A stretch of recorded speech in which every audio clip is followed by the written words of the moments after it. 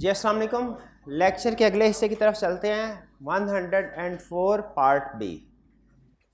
इसमें जो हमारा लास्ट कंसेप्ट है ऑडिट का, हाउ टू ड्राफ्ट मॉडिफिकेशन, ये डिस्कस करेंगे। इसके अलावा दो तीन छोटे छोटे बराए नाम कंसेप्ट्स हैं। एक कोड ऑफ एथिक्स का है, वो इंटर रिलेशनशिप वाला, और एक चैप्टर 24 में है ऑडिट रिस्क की न्यूमेरिक एग्जाम्पल।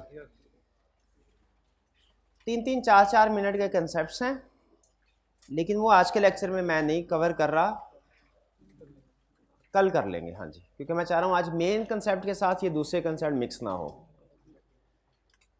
और होम असाइनमेंट आपके साथ शेयर कर दी जाएगी, आपने वो होम असाइनमेंट भी आज के करने हैं। यानी लेक्चर ख़त्म हो गए, समझ लीजिए कल आपका लेक्चर जो होगा वो होम असाइनमेंट का होगा। और ये जो गैर ज़रूरी किस्म के कंसेप्ट हैं लेकिन हमारे सिलेबस में हैं 2-3, इनको भी हम निपटाएंगे। असल काम कल टारगेट हमारा होगा केस स्टडी की प्रैक्टिस, तो वो आप ज़रूर कीजिएगा। अब अगला आधा घंटा आपने अटेंटिव होके चीज़ों को सुनना और समझना है, और इसको घर जाके रिवाइज ज़रूर करना है। क्योंकि ये अगर आपने एक दफ़ा इसको रिवाइज ना किया ना, असाइनमेंट ना की एक दफ़ा खुद अपने हाथ से, तो ये फिर हो सकता है कुछ दिनों के बाद जहन से निकल जाए। तो आपने इसको नोट करते रहें चीज़ें साथ साथ, और घर जाके रिवाइज आज ही के दिन में रिवाइज करना लाजमी है। चीज़ें सिंपल है। सीख क्या रहे हैं हम? देखिए, हमने चैप्टर 4 में सीखा था कि सबसे अहम डॉक्यूमेंट जो ऑडिटर प्रिपेयर करता है वो ऑडिट रिपोर्ट है। एग्रीड? ऑडिट रिपोर्ट के अंदर भी डिफरेंट पैराग्राफ्स हैं, सेक्शंस हैं। उनमें जो सबसे अहम पैराग्राफ है वो है ओपिनियन पैराग्राफ, जो सबसे पहले भी आता है। और चूंकि बेसिस फॉर ओपिनियन पैराग्राफ उसके साथ ही इंटीग्रेटेड है, उससे ही रिलेटेड है, तो इसीलिए हम जितना ओपिनियन पैराग्राफ हमारे लिए अहम है उतना ही बेसिस फॉर ओपिनियन पैराग्राफ अहम है। और आपको याद होगा, आप अक्सर ये क्वेश्चन पूछते थे, सर कौन कौन से रिपोर्ट में कौन कौन से पैराग्राफ हमने याद करने हैं। तो आपको कहता था ओपिनियन और बेसिस फॉर ओपिनियन ये लाजमी याद करने हैं। फिर इसके बाद जो जो वो मॉडिफिकेशन वाले पैराग्राफ थे, जैसे MCs of matter, other matter, की ऑडिट मैटर, गोइंग कंसर्न, इनकी ड्राफ्टिंग को आप याद कर लें। जो रूटीन के पैराग्राफ है, मैनेजमेंट रिस्पॉन्सिबिलिटी, ऑडिटर रिस्पॉन्सिबिलिटी वगैरह वगैरह, इनको सिर्फ रीड कर लें, कोई मेन कंसेप्ट आपको पता हो काफ़ी है। वो रूटीन वाले पैराग्राफ याद करने की ज़रूरत नहीं है। अब बाकी के पैराग्राफ हमने एमसीओ मैटर पैराग्राफ की ड्राफ्टिंग भी आपको याद होगा, पढ़ ली। Other matter, going concern, uncertainty, की ऑडिट मैटर कैसे ड्राफ्ट करना है, पढ़ लिया। एक पैराग्राफ रह गया था, ओपिनियन पैराग्राफ, जो कि हम आज स्टडी करने जा रहे हैं। सीखने क्या जा रहे हैं? हमने ओपिनियन पैराग्राफ और बेसिस फॉर ओपिनियन पैराग्राफ को कैसे ड्राफ्ट करना है। अगर अनमोडिफाइड ओपिनियन हो फिर कैसे ड्राफ्ट करना है, अगर क्वालिफाइड ओपिनियन हो फिर कैसे ड्राफ्ट करना है, एडवर्स ओपिनियन हो फिर कैसे ड्राफ्ट करना है, डिस्क्लेमर ऑफ ओपिनियन फिर कैसे ड्राफ्ट। यानी 4 तरह के ओपिनियन है, अनमोडिफाइड, क्वालिफाइड, एडवर्स, डिस्क्लेमर। हर केस में ओपिनियन पैराग्राफ कैसे ड्राफ्ट करना है और बेसिस फॉर ओपिनियन पैराग्राफ कैसे ड्राफ्ट करना है, ये सीखने जा रहे हैं। लेक्चर के इस हिस्से में हम क्या सीखने जा रहे हैं कि 4 तरह के ओपिनियन है। हर टाइप ऑफ ओपिनियन में ओपिनियन पैराग्राफ की ड्राफ्टिंग कैसे होगी और बेसिस फॉर ओपिनियन पैराग्राफ की ड्राफ्टिंग कैसे होगी, हम ये सीखने जा रहे हैं। एग्रीड? क्लियर हो गया? अच्छा, अब सुन, 4 पैराग्राफ, इसमें से एक पैराग्राफ की ड्राफ्टिंग तो आप ऑलरेडी सीख चुके हैं कि अनमोडिफाइड। शाबाश।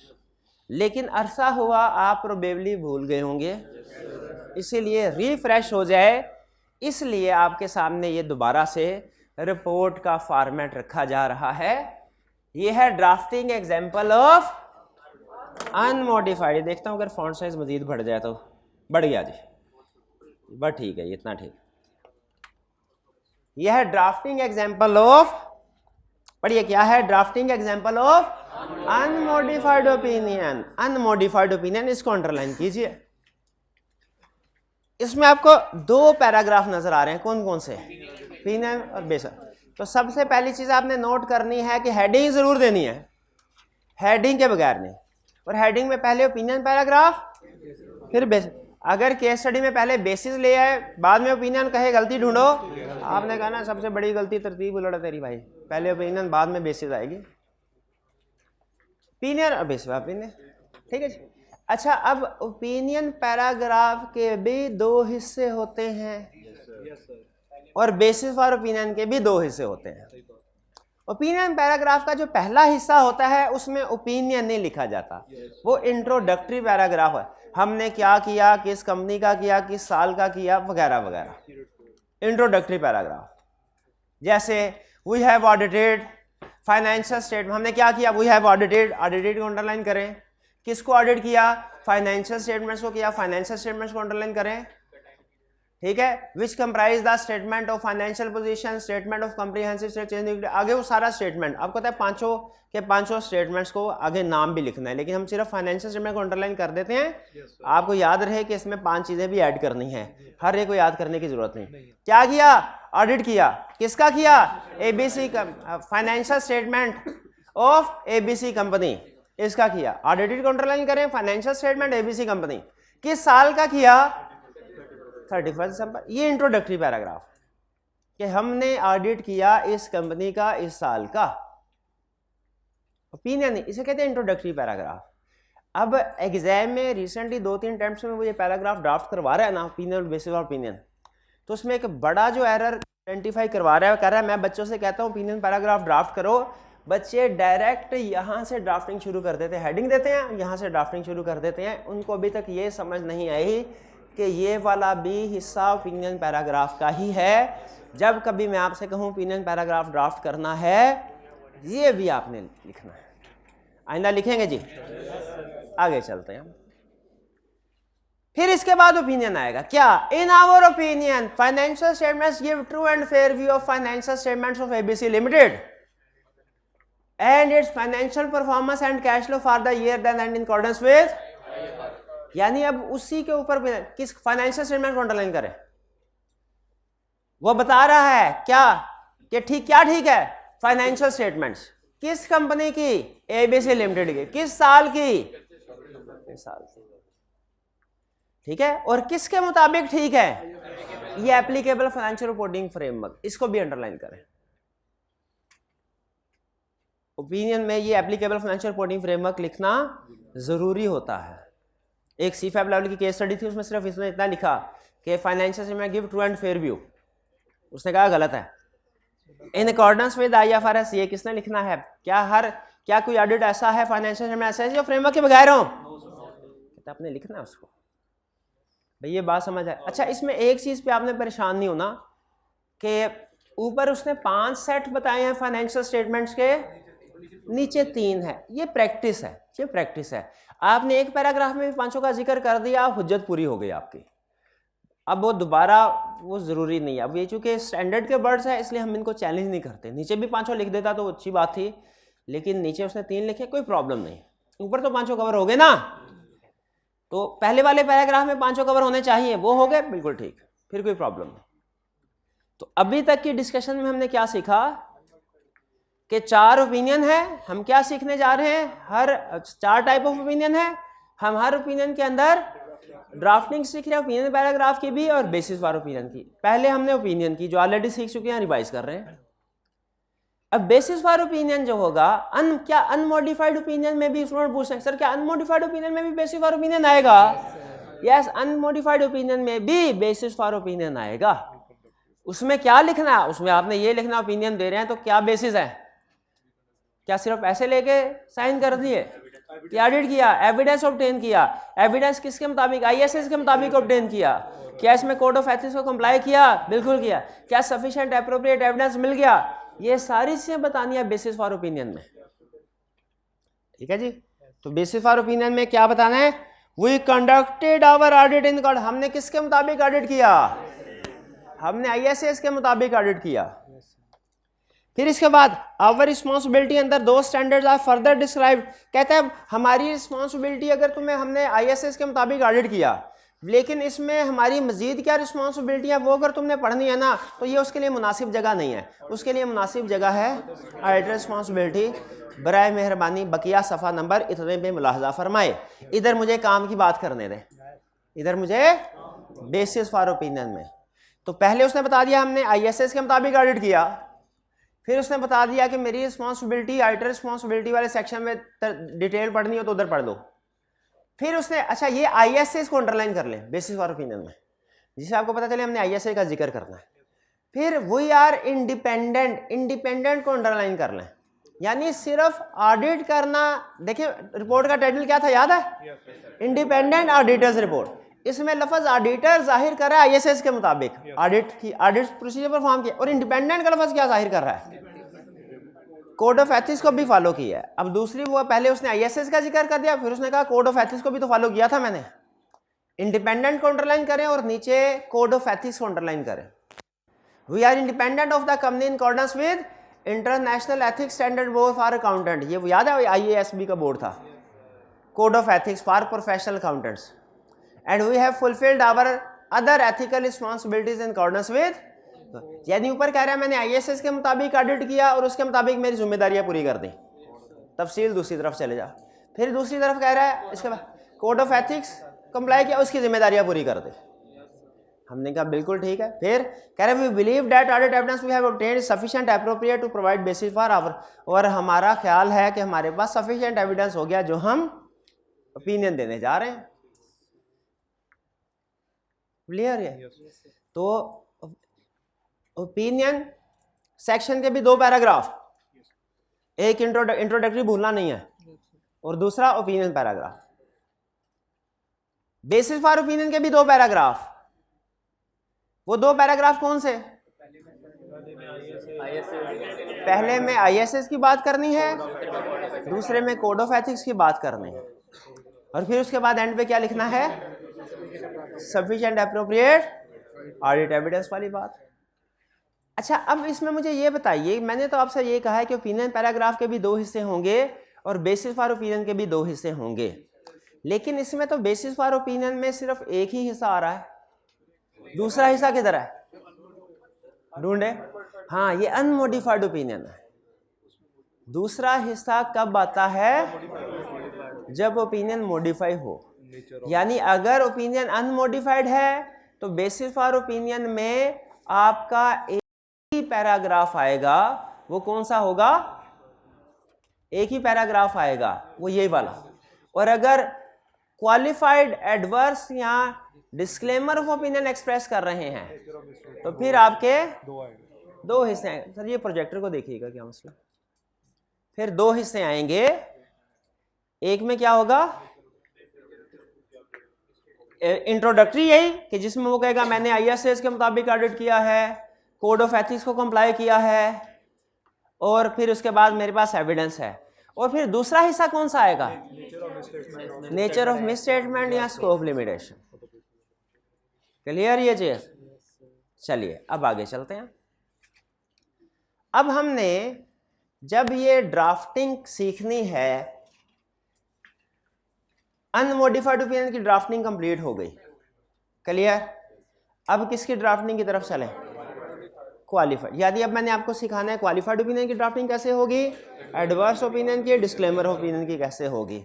इसमें याद रखिए क्वालिफाइड ओपिनियन है ना अगर, तो इसमें ओपिनियन की जगह वर्ड यूज होगा क्वालिफाइड ओपिनियन।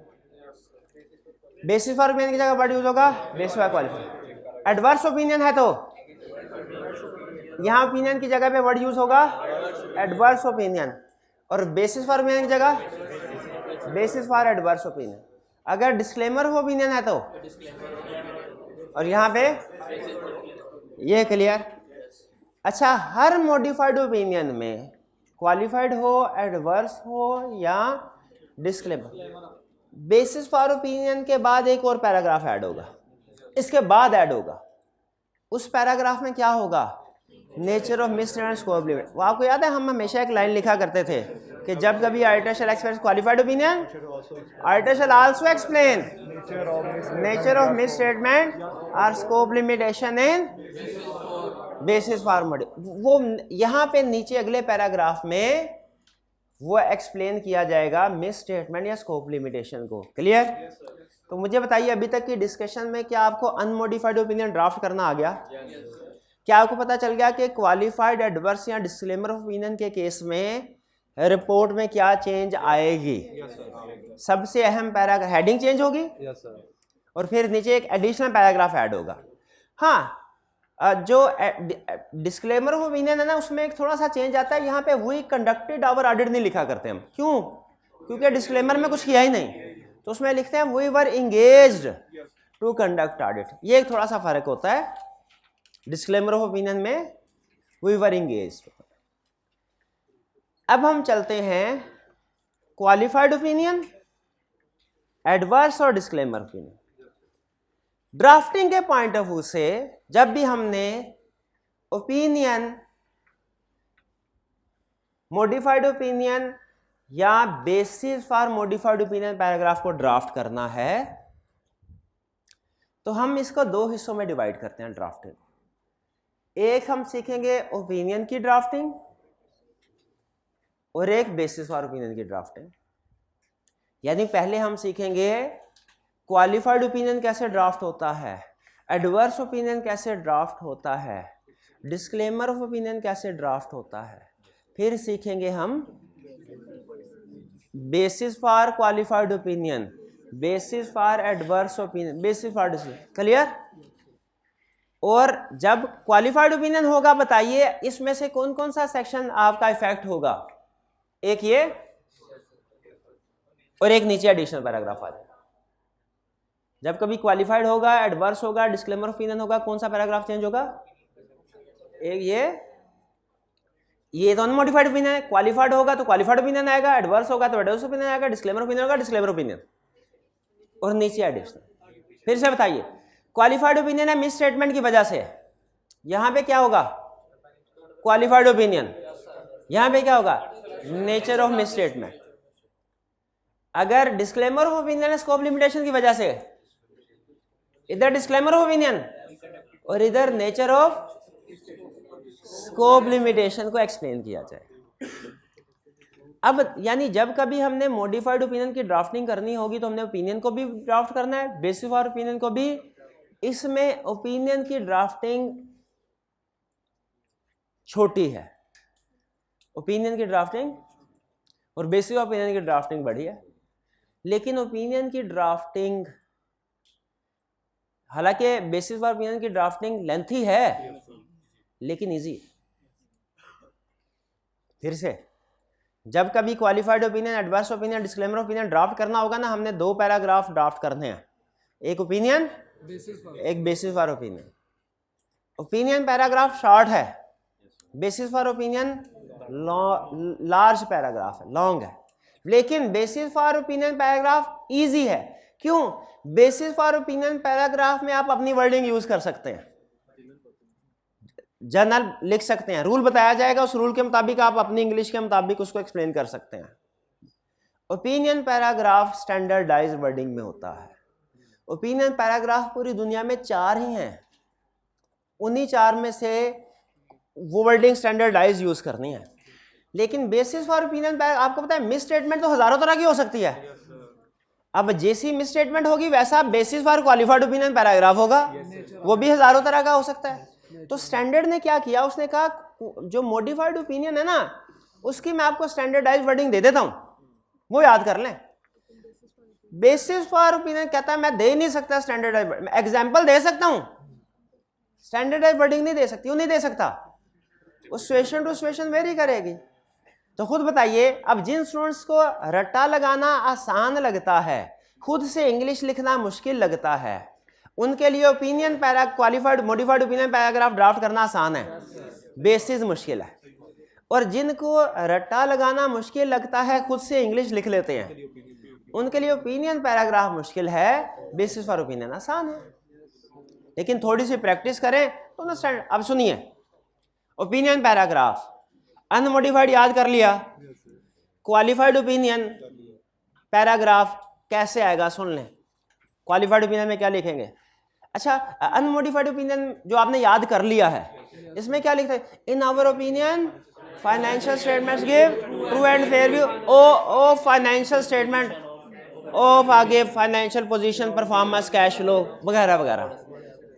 ठीक है, अब ये है in our opinion financial statements give in our opinion financial statement give true and fair view of, ये अनमोडिफाइड है, अनमोडिफाइड क्या है, in our opinion financial statements give true and fair view of financial position वगैरह वगैरह वगैरह।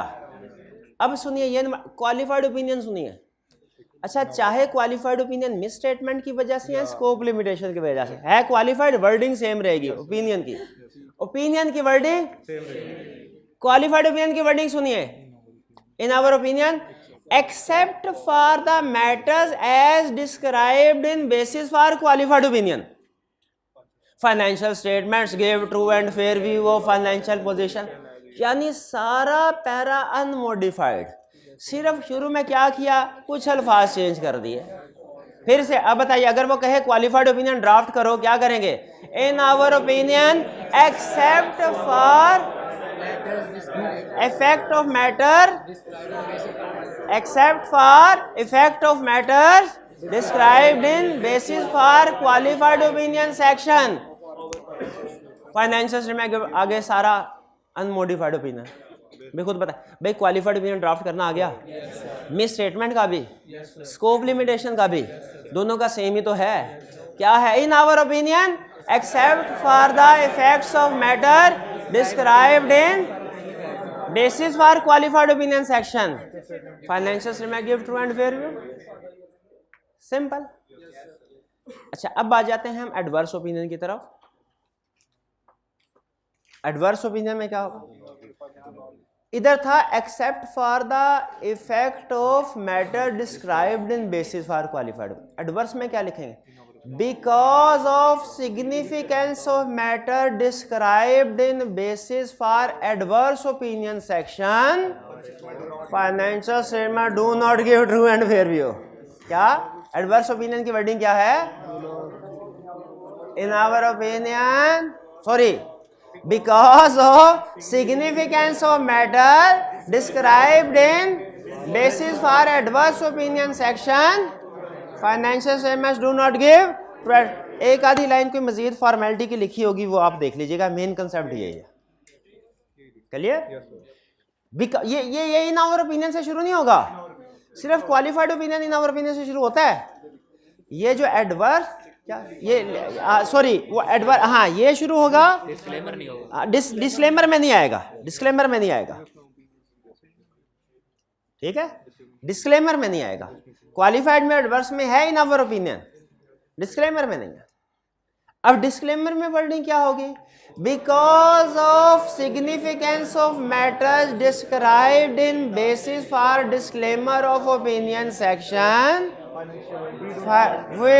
we were unable to verify financial statements and we do not express an opinion, we do not express an opinion। अल्फाज थोड़े से आगे पीछे होंगे वो आप देख लीजिएगा, मेन कंसेप्ट यही है, क्या, because of significance of matter described in basis for disclaimer of opinion section we were unable to verify, consequently we do not express an opinion on these financial statements, we do not express, इसको underline करें, we do not express, disclaimer में क्या है, we do not express an opinion, adverse में क्या था, financial statements do not give, adverse में इसको अंडरलाइन करें, बे क्लियर हो गया।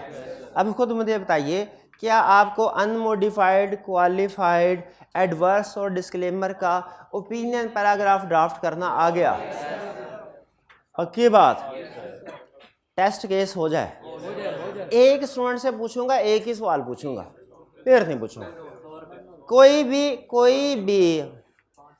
भी पैराग्राफ पूछ लूंगा, तैयार हैं, याद हो गया है, एक दफा पढ़ना चाहें तो पढ़ लें, फिर नहीं पढ़ लें, फिर पढ़ ले, सिर्फ ओपिनियन पैराग्राफ पढ़ लें, क्योंकि टेस्ट केस है, आपकी इज्जत का सवाल है।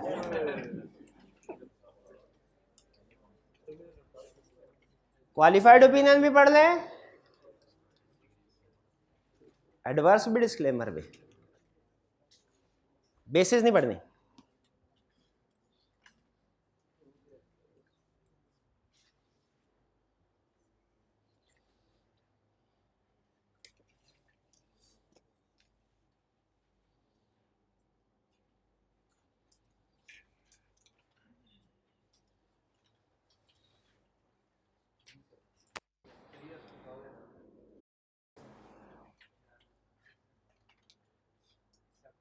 पढ़ लें, फिर से पढ़ लें, फिर ना कहिएगा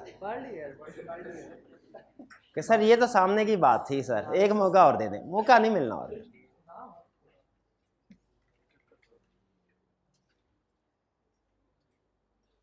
पूछूं या अभी रीड कर? कितने स्टूडेंट रीड कर रहे हैं अभी? कर ले कर ले कर ले, कोई नहीं, कोई जल्दी कोई नहीं।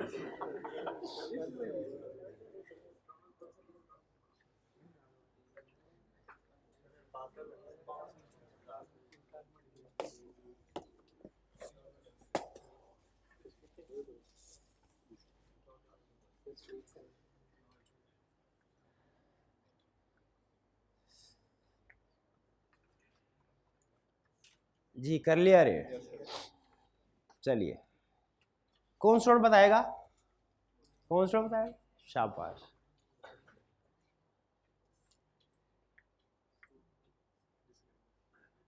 एडवर्स ओपिनियन हमने देना है, उसकी ड्राफ्टिंग करनी है। आपने adverse opinion, basis for adverse opinion नहीं, एडवर्स ओपिनियन का पैराग्राफ डिस्क्राइब कीजिए। और कोई नहीं बोलेगा? शाबाश, यही देखना था मैंने, क्या वी हैव ऑडिटेड वाली बात लिखते हैं कि नहीं लिखते हैं? बेहतरीन, वी हैव ऑडिटेड। चले ये तो हो गया, इसके बाद अगला पैराग्राफ सुना दें। In our opinion except for the matter.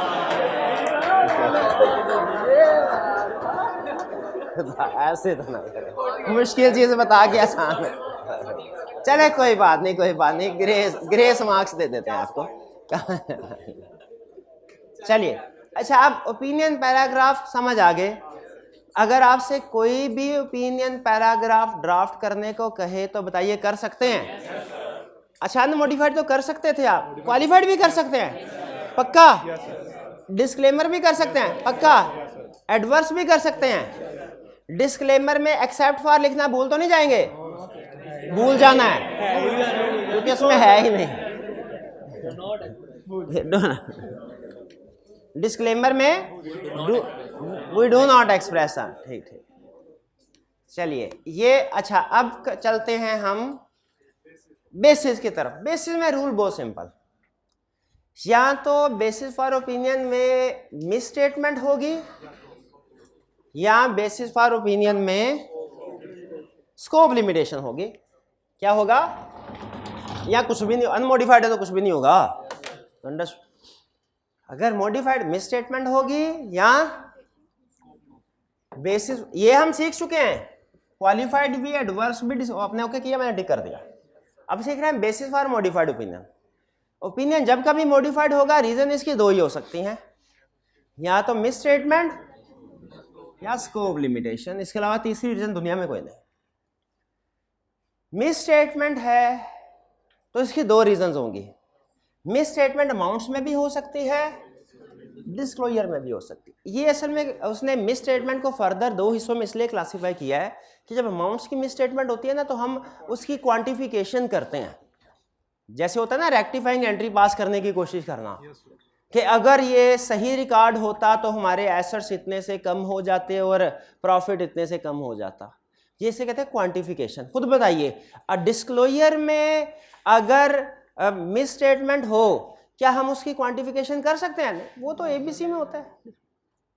लेकिन अमाउंट्स में अगर मिस स्टेटमेंट हो तो क्या क्वांटिफिकेशन करनी चाहिए? बिल्कुल करनी चाहिए। इसीलिए उसने कहा मिस स्टेटमेंट अगर अमाउंट्स में है ना, तो आपने उसको एक्सप्लेन करने के बाद उसकी क्वांटिफिकेशन करने की कोशिश करनी है अगर पॉसिबल हो। और अगर मिस स्टेटमेंट डिस्क्लोजर में है ना, तो उसको एक्सप्लेन करने के बाद जो डिस्क्लोजर है सही, वो देने की कोशिश करनी है अगर पॉसिबल हो। फिर से मुझे बताइए, बेसिस फॉर मॉडिफाइड ओपिनियन में सबसे पहले आपने क्या देखना है कि ये मिस स्टेटमेंट का केस है कि स्कोप लिमिटेशन का। अगर मिस स्टेटमेंट का है तो आपने देखना है कि क्या अमाउंट्स में है या कि डिस्क्लोजर में है। अगर अमाउंट्स में मिस स्टेटमेंट है तो उसकी नेचर को एक्सप्लेन करने के बाद क्वांटिफिकेशन करनी है अगर पॉसिबल हो। और अगर डिस्क्लोजर में मिस स्टेटमेंट है तो उसको डिस्कस करने के बाद डिस्क्लोजर इंक्लूड करने की कोशिश करनी है अगर पॉसिबल हो। ठीक है, अब वो हमें एग्जाम्पल दे रहा है, लेकिन एग्जाम्पल सिर्फ अमाउंट्स की होगी, क्योंकि ज़्यादातर मिस स्टेटमेंट प्रैक्टिस में भी अमाउंट्स की होती हैं। डिस्क्लोजर की एग्जांपल उसने नहीं दी, जो हम ड्राफ्टिंग एग्जांपल सीख रहे होंगे वो कि अमाउंट की होगी। तो अगर मिस स्टेटमेंट है अमाउंट्स में, आपने क्या करना है, नेचर ऑफ मिस स्टेटमेंट जो जनरल रूल है हमारा उसके मुताबिक, फिर अहम चीज आपने उसे क्वांटिफाई करने की कोशिश करनी है, डिस्क्राइब करना है, साथ में क्वांटिफाई करने की कोशिश करनी है अगर पॉसिबल हो। अगर क्वांटिफिकेशन पॉसिबल नहीं है तो लिख देंगे क्या कि क्वांटिफिकेशन नॉट पॉसिबल। चलिए, अच्छा ये क्वांटिफिकेशन से क्या मुराद है ये बता रहा है, कह रहा है क्वांटिफिकेशन से मुराद है कि अगर आप सही ट्रांजैक्शन रिकॉर्ड करते तो फाइनेंशियल स्टेटमेंट का जो जो एरिया इफेक्ट होता उस पर इफेक्ट बताना है आपने। एक्सपेंसेस बढ़ जाएंगे, एसेट्स कम हो जाएंगे, इक्विटी पे क्या फ़र्क पड़ेगा, टैक्स पे क्या फ़र्क पड़ेगा, वगैरह वगैरह, अमाउंट्स के साथ अगर पॉसिबल हो। और अगर डिस्क्लोजर में मिस स्टेटमेंट है तो आपने डिस्क्राइब तो करना ही है कि डिस्क्लोजर रॉन्ग है कि नॉन डिस्क्लोजर है। डिस्क्लोजर ना देना भी मिस स्टेटमेंट है और डिस्क्लोजर देना लेकिन गलत देना, नॉन डिस्क्लोजर भी मिस स्टेटमेंट है और रॉन्ग डिस्क्लोजर भी। इसमें क्वांटिफिकेशन नहीं है, बल्कि इसमें क्या कहता है कि ओमिटेड डिस्क्लोजर जो हैं वो आप दे दीजिए, जो डिस्क्लोजर कोशिश करे। और अगर जैसे यहाँ पे क्वांटिफिकेशन पॉसिबल नहीं थी, मे बी यहाँ पे भी डिस्क्लोजर इंक्लूड करना पॉसिबल ना हो तो फिर रहने दे। और वो एग्जांपल दे रहा है कि कब डिस्क्लोजर इम्प्रैक्टिकेबल होगा, पॉसिबल नहीं होगा, जब डिस्क्लोजर क्लाइंट ने प्रिपेयर ही नहीं किया। क्लाइंट ने प्रिपेयर करना था, प्रिपेयर ही नहीं किया। रिलेटेड पार्टी डिस्क्लोजर क्लाइंट ने प्रिपेयर करा, उसने प्रिपेयर ही नहीं किया। ऑडिटर जो मर्जी और लगा ले, डिस्क्लोजर प्रिपेयर नहीं कर सकता। या क्लाइंट ने प्रिपेयर किया, अपने पास दबा के बैठ गया, ऑडिटर को दिया ही नहीं disclosure, not available to auditor. या डिस्क्लोजर क्लाइंट ने, मैनेजमेंट ने प्रिपेयर भी किया, ऑडिटर को दिया भी, वो अनड्यू लेंथी है, लेंथी इतना बड़ा कि रिपोर्ट 3 सफ़ों की है, डिस्क्लोजर 6 सफ़ों का है। तो ऐसा डिस्क्लोजर, इस डिस्क्लोजर में तो रिपोर्ट छुप जाएगी। कहता है इस सिचुएशन में फिर डिस्क्लोजर ना दीजिए, सिर्फ बता दीजिए कि ये गलत है। क्लियर? फिर से ओपिनियन पैराग्राफ की ड्राफ्टिंग सीख ली। अब क्या सीख रहे हैं? बेसिस फॉर ओपिनियन की ड्राफ्टिंग। बेसिस फॉर ओपिनियन की ड्राफ्टिंग में हमने क्या सीखना है कि पहले, सबसे पहले किस वजह से मिस स्टेटमेंट के स्कोप लिमिटेशन, मिस स्टेटमेंट की वजह से है तो देखेंगे अमाउंट की गलती है कि डिस्क्लोजर की। अगर अमाउंट की गलती है तो क्वांटिफिकेशन करनी है, क्वांटिफिकेशन नहीं पॉसिबल तो बता देंगे।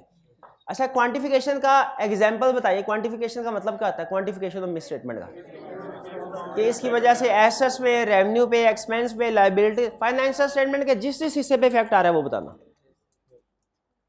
और डिस्क्लोजर इंक्लूड करना है। अगर डिस्क्लोजर की मिस स्टेटमेंट हो तो हमने सही डिस्क्लोजर इंक्लूड करने की कोशिश करनी है, लेकिन वो कब इम्प्रैक्टिकेबल होता है इंक्लूड करना? जब मैनेजमेंट ने प्रिपेयर ही नहीं किया, या प्रिपेयर किया लेकिन ऑडिटर को प्रोवाइड नहीं किया, या प्रोवाइड भी किया लेकिन अनड्यू लेंथी था। ये 3 चीजें। अब हम इसको एक एग्जाम्पल से सीखते हैं, लेकिन एग्जाम्पल सारी याद रखिए अमाउंट्स की होंगी। टेस्टिंग भी वो इसी की कर रहा है, ठीक है, एग्जाम्पल भी इसी की। अब रैंडमली मैं सिर्फ चूंकि स्किल डेवलप करना, क्योंकि मैंने आपको पहले बताया इसमें कोई रटा, जिसमें रटा था वो आपको बता दिया, उसकी स्टैंडर्डाइज वर्डिंग आपने बैठे बैठे उम्मीद है याद कर ली होगी। घर जाके 10-15 मिनट और लगाएंगे, मजीद पक्की हो जाएगी, उसमें कोई प्रॉब्लम। अब बेसिस फॉर ओपिनियन आपने खुद, इसीलिए मैं अपनी एग्जाम्पल कोई नहीं ला रहा कि कहीं आप ये ना समझे कि वो सर ने रटा लगा के है सर हमें। मैं आपको ये सिखाना चाह रहा हूँ कि आप खुद भी basis for modified opinion draft कर सकते हैं। कोई एग्जाम्पल बता दीजिए मिस स्टेटमेंट अमाउंट्स में डेटर्स की प्रोविजन रिकॉर्ड नहीं की, और इसका इफेक्ट क्या है? मटेरियल के परवेसिव। याद रखें, चाहे मटेरियल हो चाहे परवेसिव हो, बेसिस फॉर मॉडिफाइड ओपिनियन की डिस्क्रिप्शन सेम होगी। मटेरियल या बेसिस फॉर ओपिनियन में इससे फर्क नहीं पड़ता इफेक्ट मटेरियल है कि परवेसिव है। पिक कर रहे हैं? उसमें तो अमाउंट 1000 की होगी वो भी बता देंगे, 10 लाख की होगी वो भी बता देंगे। बेसिस फॉर ओपिनियन में फर्क किससे पड़ता है? कि मिस स्टेटमेंट है कि स्कोप लिमिटेशन है। इससे फर्क पड़ा, इफेक्ट से फर्क नहीं पड़ता। इफेक्ट से फर्क पड़ता है ओपिनियन सेक्शन पे। मटेरियल है तो ओपिनियन कोई और, परवेसिव है तो ओपिनियन कोई और। मिस स्टेटमेंट मटेरियल है तो ओपिनियन कोई और, परवेसिव है तो, लेकिन बेसिस फॉर ओपिनियन में मिस स्टेटमेंट सेम है, डिस्क्रिप्शन ही है ना। तो भाई ने क्या बताया था, हम भूल गए, सॉरी, डाटा की प्रोग्राम। अब सुन लीजिए, इसमें बेसिस फॉर ओपिनियन मैनेजमेंट, सबसे पहले हमने मिस स्टेटमेंट को डिस्क्राइब करना है। मैं दो ही काम करूंगा, दो ही सेंटेंस होंगे मेरे। मिस स्टेटमेंट को डिस्क्राइब करना है, क्वांटिफिकेशन इंक्लूड करनी है। पहले मिस स्टेटमेंट को describe, management has not recorded provision for bad debts on doubtful debts, या management has not recorded provision for bad debt on a debtor which has gone bankrupt after the year end. Management has not recorded provision for bad debts on doubtful debts, which is a departure of IFRS, which is a violation of IFRS. ये मैंने miss statement को explain कर दिया। बताइए कोई problem? कोई problem नहीं। अब मैंने क्या करना है, क्वांटिफिकेशन। अगर मैनेजमेंट इसको रिकॉर्ड करती तो डेटर्स भी कम होते, एक्सपेंस बढ़ जाते, प्रॉफिट कम होता, टैक्स कम होता, इक्विटी कम होती। Had management recorded the provision for bad dates, ये सेंटेंस याद है इंग्लिश का? हैड मैनेजमेंट, अगर मैं शुरू से ही रोज लेक्चर लेता, आज को मेरे लेक्चर पेंडिंग ना होते। Had I watched my lectures on daily basis, there would not have been any pending lecture. Had been याद आया?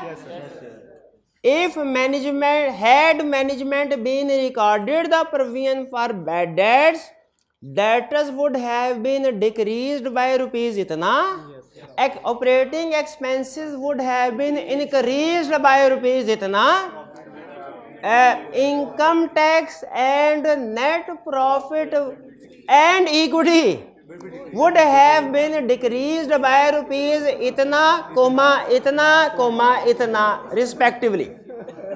नहीं समझ आई? फिर से नहीं समझ आई, फिर से तो क्या क्या क्या एरिया दिया था? Provision. Management has not recorded provision for bad debts on doubtful dates which is a violation of IFRS. Had management recorded the provision for bad debts on doubtful debts, debtors would have been decreased by rupees itna, operating expenses would have been increased by rupees itna, and tax and net profit and equity would have been decreased by rupees itna and itna। भाई कुछ बात समझ आई? Qualified opinion भी आसान, basis भी आसान, ठीक है? इतना है ही इतना। लेकिन एक और एग्जांपल कोई और है, अब आपकी तरफ से एग्जांपल आ जाए। शाह आप बताए एग्जांपल। मिस स्टेटमेंट, डेप्रिसिएशन है कोई माइका लाल जो डेप्रिसिएशन का basis for qualified opinion paragraph draft करे? शाबाश। Management has not recorded depreciation on fixed assets which was acquired during the year. अच्छा, इसमें ध्यान में रखें, मैनेजमेंट का पॉइंट ऑफ व्यू नहीं देना। हमने सिर्फ ये, मैनेजमेंट आगे कहती है सर वो तो अभी हमने इस्तेमाल ही नहीं किया था, वो मैनेजमेंट का आर्गूमेंट ऑडिट रिपोर्ट में नहीं आएगा। जो ऑडिटर का ख्याल है सिर्फ वही आएगा। Management has not recorded depreciation on fixed assets which is a departure of शाबाश। आगे, had management recorded the depreciation on fixed assets, depreciation would have increased by rupees इतना। इसके बाद हाँ जी, tax, profit and carrying value of fixed assets and equity would have been decreased by rupees इतना respectively. भाई clear? एक और example हो जाए। एक और एग्जांपल हो जाए भाई, इन्वेंट्री की एग्जांपल। इन्वेंट्री क्लाइंट ने lower of cost NOV record नहीं की, ठीक है, क्या लिखेंगे? Management has not recorded inventory at lower of cost and NRV, आगे which is a violation of IFRS। बेहतरीन had management recorded inventory at lower of cost and NRV, inventory would have been decreased by rupees इतना, cost of sales would have been increased by rupees इतना, and taxes and net profit and equity would have been decreased by rupees इतना respectively. Clear? ये कोई है मुश्किल? अच्छा, इसमें कोई अल्फाज आगे पीछे हो भी जाए टेंशन लेने की जरूरत नहीं, क्यों भला? क्योंकि ये बेसिस है, इसकी वर्डिंग स्टैंडर्डाइज नहीं है, रूल जेन में रखना है बस। क्या कि हमने मिस स्टेटमेंट को एक्सप्लेन करना है, क्वांटिफिकेशन देनी है इफ पॉसिबल। क्वांटिफिकेशन पॉसिबल नहीं है तो वो भी रहने दे।